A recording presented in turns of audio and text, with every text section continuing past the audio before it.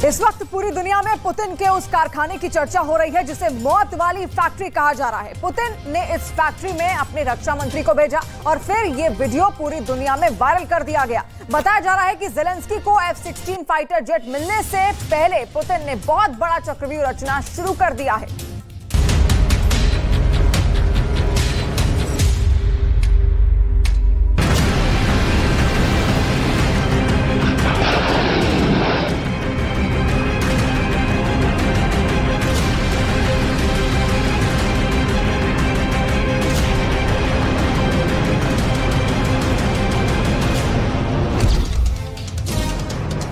Screen पर पहली बार रूस का सबसे खतरनाक हथियार। ये हथियार कैसे तैयार हो रहा है, ये हथियार कितने बड़े पैमाने पर तैयार हो रहा है, ये सब देखकर पुतिन के दुश्मनों के होश उड़ जाएंगे। स्क्रीन पर पहली बार S-400 एयर डिफेंस सिस्टम की फैक्ट्री देखिए। ये यूक्रेन के युद्ध में सबसे बड़े हमले की तैयारी है। कह सकते हैं कि ये नाटो के खिलाफ सबसे बड़ी जंग के लिए रूस तैयार बैठा है। स्क्रीन पर पहली बार देखिए S-400 की मिसाइल कैसे बन रही है। एक तरफ लॉन्चर और दूसरी तरफ मिसाइल। इन तस्वीरों में बहुत मसाला है। इन तस्वीरों को आप पुतिन की ताकत का सबसे बड़ा शो कह सकते हैं।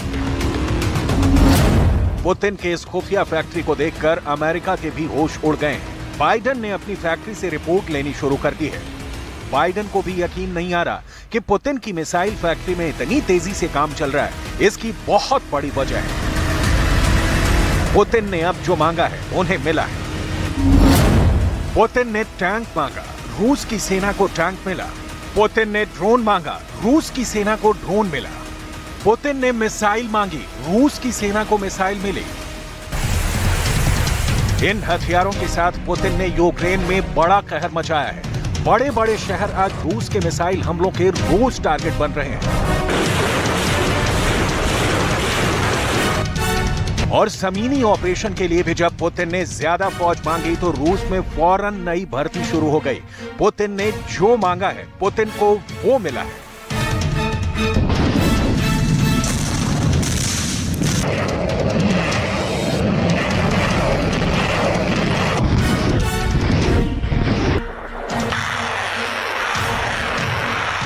यूक्रेन के युद्ध में धीरे धीरे ही सही लेकिन रूस ने पकड़ और मजबूत बनाई है। पुतिन की तैयारी बहुत पुख्ता कही जा रही है।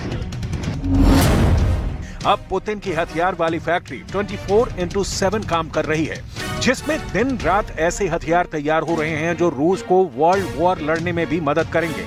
ऐसा दावा पश्चिम देश की मीडिया का भी है, क्योंकि अब पुतिन को ज़ेलेंस्की की तरफ से खतरा बहुत बड़ा है। यूक्रेन को F-16 मिलने जा रहा है तो दूसरी तरफ नाटो के फाइटर जेट भी रूस से लड़ने को तैयार हैं। इसलिए दुश्मन के लड़ाकू विमानों को रोकने के लिए पुतिन ने बड़ी तैयारी शुरू कर दी है। F-16 रूस के आसमान में भटक कर भी ना आ पाए, इसके लिए पुतिन ने अपने रक्षा मंत्री शोइगु को नई जिम्मेदारी दी। पुतिन ने सर्गेई शोइगु को S-400 की फैक्ट्री में भेज दिया ताकि ग्राउंड रिपोर्ट मिले कि कितनी मिसाइल तैयार हो गई है। S-400 एयर डिफेंस सिस्टम बनाने वाली रूस की कंपनी अल्माज एंटी कॉर्पोरेशन की ये फैक्ट्री एक सीक्रेट लोकेशन पर है जिसकी जानकारी नहीं दी गई। शोइगु आए तो उनके एक तरफ S-400 के कैनिस्टर तैयार हो रहे थे तो दूसरी तरफ उसकी एयर डिफेंस मिसाइल तैयार हो रही थी। इन तस्वीरों में बहुत जान है। इन तस्वीरों में युद्ध का पूरा बजट समझा जा सकता है। इन तस्वीरों में F-16 की मौत को भी देखा जा सकता है। इसमें कोई शक नहीं कि अगर F-16 का सामना रूस के S-400 से हुआ तो वो हमला करने से पहले ही मारा जाएगा। रूस का ये एयर डिफेंस सिस्टम दुनिया का सबसे बेहतरीन हथियार माना जाता है और भारत के अलावा चीन समेत कई देश इससे लैस हो चुके हैं। S-400 की मिसाइल 400 किलोमीटर की रेंज तक F-16 को मार सकती है। इसकी गारंटी खुद पुतिन देते हैं। इस वक्त ये मिसाइल फैक्ट्री सिर्फ S-400 ही नहीं बल्कि दो और तरह के एयर डिफेंस भी तैयार कर रही है, जिनकी तैनाती पहले से यूक्रेन की जमीन या कहीं की डॉनबास के आसपास है।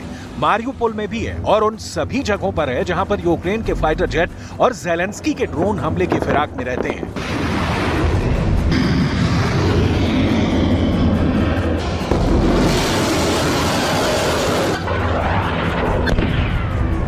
यहाँ S-400 के अलावा S-300 और S-350 एयर डिफेंस सिस्टम भी तैयार हो रहा है। इसमें S-400 की रेंज 400 किलोमीटर से ज्यादा है। S-300 के आधुनिक वर्जन की रेंज 250 किलोमीटर है। वहीं S-350 की रेंज 150 किलोमीटर तक है।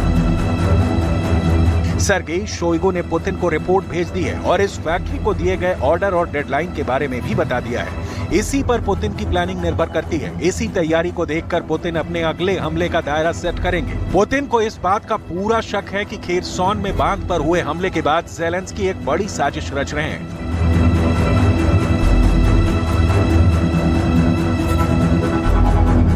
और वो जवाबी हमले के नाम पर मॉस्को पर फिर से अटैक की तैयारी कर रहे हैं। ज़ेलेंस्की के फाइटर जेट से लेकर उनके ड्रोन को मॉस्को तक आने से रोकने की तैयारी कैसी है, इसे समझने की जरूरत है।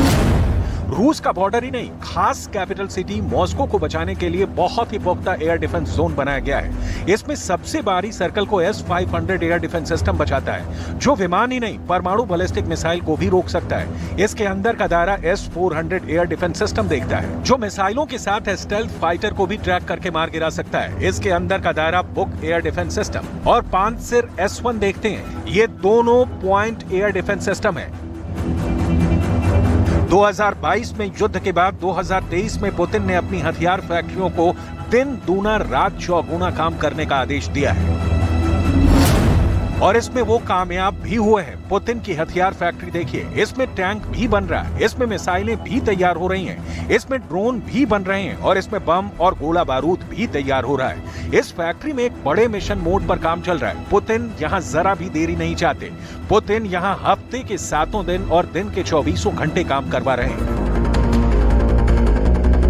पुतिन का दावा है कि रूस का हथियारों वाला गोदाम हमेशा पूरी कैपेसिटी के साथ भरा रहेगा। पुतिन का कहना है कि फौज को जो पसंद है, फौज जिस हथियार से बेहतर तरीके से लड़ सकती है, उसे वही सप्लाई किया जाए। इसलिए जब यूक्रेन के युद्ध में ज़ेलेंस्की नए हथियार दिखा रहे हैं, तब पुतिन उन आधुनिक वेपन सिस्टम को बहुत ही तैयारी के साथ खत्म भी करते जा रहे हैं। इसमें कोई शक नहीं कि ज़ेलेंस्की के लॉन्ग रेंज वाले हथियारों ने रूस को बहुत ज्यादा नुकसान पहुंचाया है। रूस का रक्षा मंत्रालय ऐसे ऑपरेशन के वीडियो भी जारी कर रहा है जिसमें यूक्रेन के लंबी दूरी के हथियारों को तबाह किया गया है। इस ऑपरेशन में रूस ने सुखोई 25 फाइटर जेट के साथ कमोव 52 भी इस्तेमाल किए हैं, जिनकी हवाई बमबारी में ज़ेलेंस्की के कई अड्डे उड़ गए हैं। साथ में मल्टी बैरल रॉकेट लॉन्चर से भी बारूद की बारिश की जा रही है।